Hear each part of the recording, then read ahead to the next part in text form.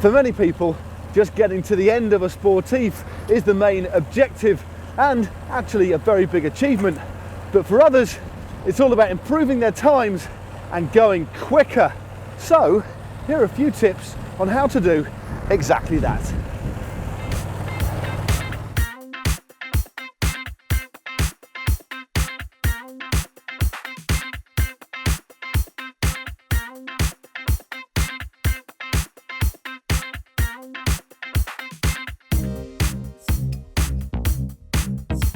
One way in which you can drastically reduce the time taken to complete a Sportive is by not stopping at every single feed station.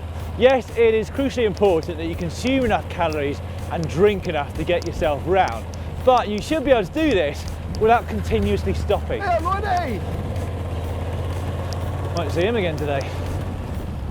Then, when you do finally stop at a feed station, stock right up. So fill both your bottles up and fill your pockets up with food as well. And don't hang around too long. Get on your way pretty quickly and your legs are probably going to thank you for it. Yeah, but it's really important that you study the route in detail if you do opt to do this, because the last thing you want to happen is to run out of vital supplies when it's 20 miles to the next feed zone. It's over 30 k's. Good tip. So, start your event with 2 big bottles of drink, preferably energy drink if your stomach is used to it, and with plenty of food in your back pockets. You should be able to start with enough that you can just cruise past the first feed station without stopping, already saving you a good 5 minutes or more. To give you an example, we are doing the Marathon de Les Dolomites in Alta Badia later this year, and the first feed station at that event comes at 29 k's in. Admittedly, it is quite a hard 29 k's, but it's probably not going to take more than 2 hours to get there.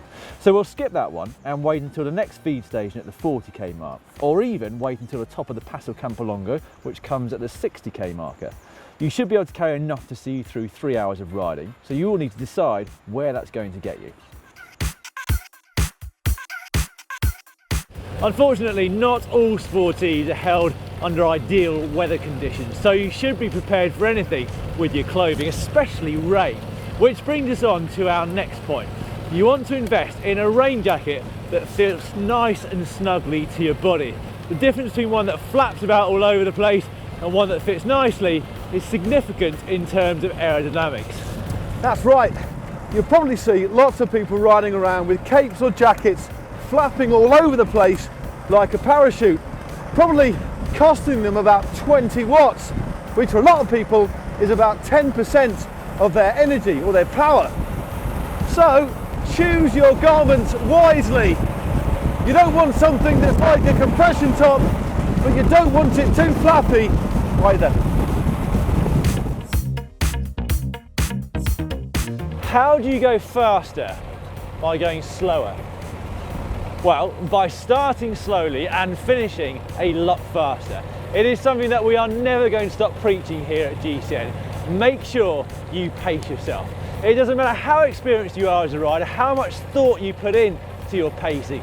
It's still incredibly easy to get carried away at the start and go too fast. No, so ignore those other riders blasting off around you, find your own pace and stick to it. Now, it might be a little bit hard at first, but ultimately it'll lead to a faster time and the satisfaction of overtaking those riders at the end who started off way too quick. Finally, get AERO. Not just your kit, your helmet, your bike, your wheels, but yourself. It's your body that makes the biggest difference when it comes to sailing through the wind. So practice getting AERO in training and execute the same tactic on the day. It doesn't make much difference on the climbs, but on the flat or downhills, it's going to make you a lot quicker.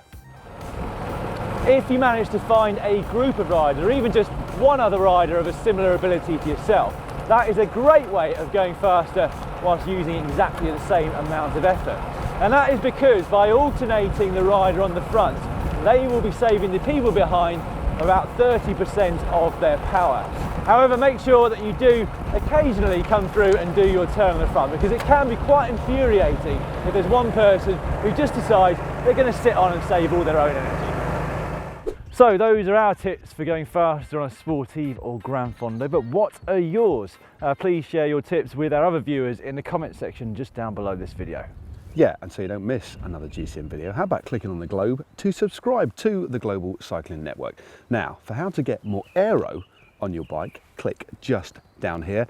And for sportive etiquette tips, click just down here. And don't forget to like and share.